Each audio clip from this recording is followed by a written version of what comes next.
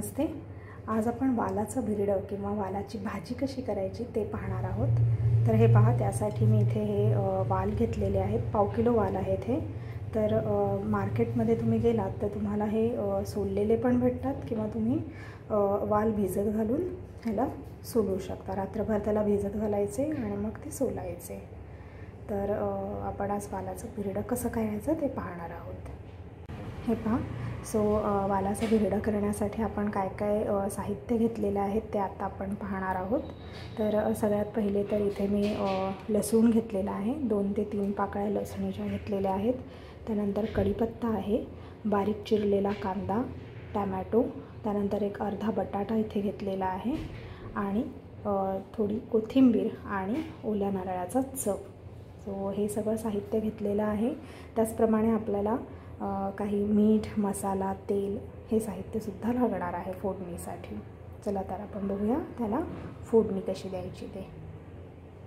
हे पहा, मी इथे कढई घेतलेली आहे आणि आता आपण फोडणीची तयारी करणार आहोत। तर सगळ्यात पहिले आपण इथे टाकणार आहोत जिरं, त्यानंतर थोडीशी मोहरी।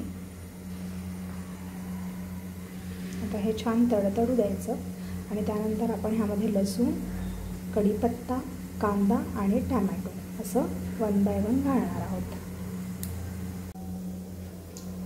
हे पहा, इथे मी घातलेले आहे लसूण,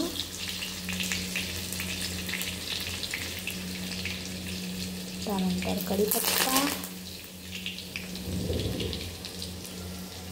हे पहा, लसूण, कढीपत्त्यानंतर कांदा आणि टॅमॅटोसुद्धा मी घालून घेतला आहे आणि आता आपण गॅस बारीक करून हे सगळं कांदा आणि टोमॅटो थोडं शिजवून घेऊया आणि त्यानंतर त्यामध्ये मसाले ॲड करू। हे पहा, आता कांदा आणि टोमॅटो थोडाफार शिजलेला आहे। तर आता आपण ह्यामध्ये टाकूया अर्धा चमचा हळद, 1 चमचा तिखट, हा मी इथे मालवणी मसाला घेतलेला आहे, त्यानंतर अर्धा चमचा गरम मसाला आणि अर्धा चमचा धणे पावडर। आता हे मसाले थोडे तेलामध्ये आपण परतून घेऊ। हे पहा, आपला हा मसाला आता छान शिजलेला आहे। तुम्ही बघू शकता टोमॅटोला वगैरे खूप छान असं पाणी सुटलेलं आहे। तर आता ह्या क्षणी आपण यामध्ये वाल आणि बटाटा हे दोन्ही गोष्टी टाकणार आहोत। बघा, तर हे छान मी धुवून घेतलेले आहेत वाल आणि बटाटा दोन्ही पण।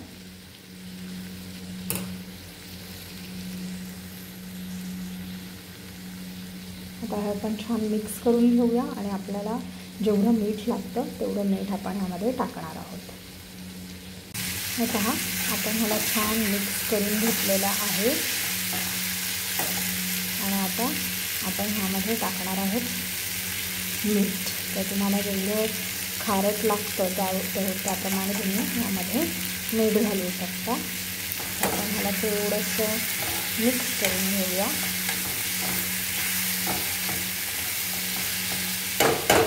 आता आपण यामध्ये घालणार आहोत पाणी।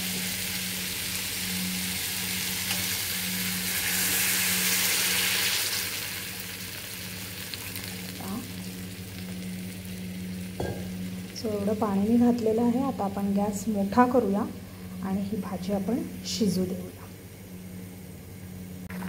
हे पहा, आपली भाजी आता अर्धी शिजत आलेली आहे। अर्धवट दाणे शिजलेले आहेत। तुम्ही हवं तर ते एखादा दाणा बाहेर काढून चेक करू शकता। आणि आता या क्षणी आपल्याला ह्यामध्ये घालायचं आहे खोबरं।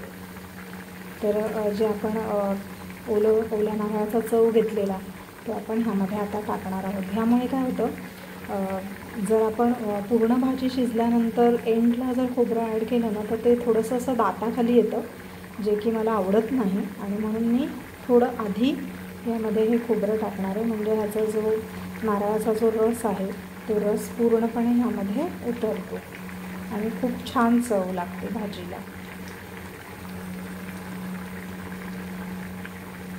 मी आता नारळ ह्यामध्ये ॲड केलेला आहे।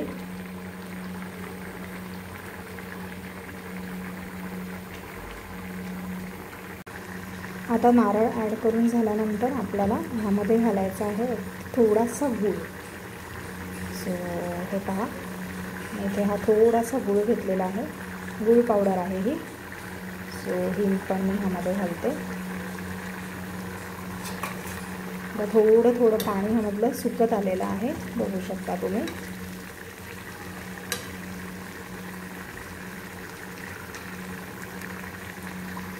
खूप छान कलर आला आहे आपल्या भाजीला.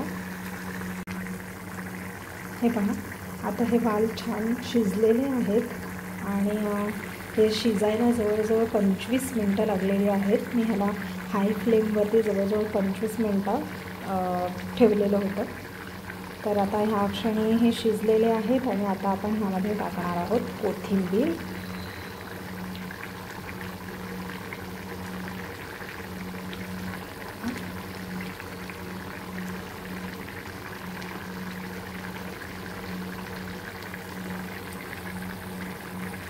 आपली ही भाजी डन झालेली आहे.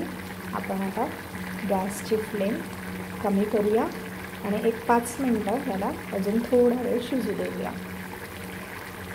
हे पहा, आपलं छान असं वालाचं भिरडं तयार झालेलं आहे. खूप गरम आहे, वाफाळलेलं आहे. छान थंडीच्या दिवसात खायला खूप छान वाटतं.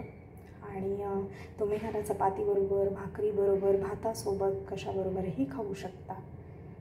सो तुम्हाला कसं वाटलं हे साधं सोप्पं वालाचं भिरडं? एकदम बेसिक वालाची भाजी आहे ही.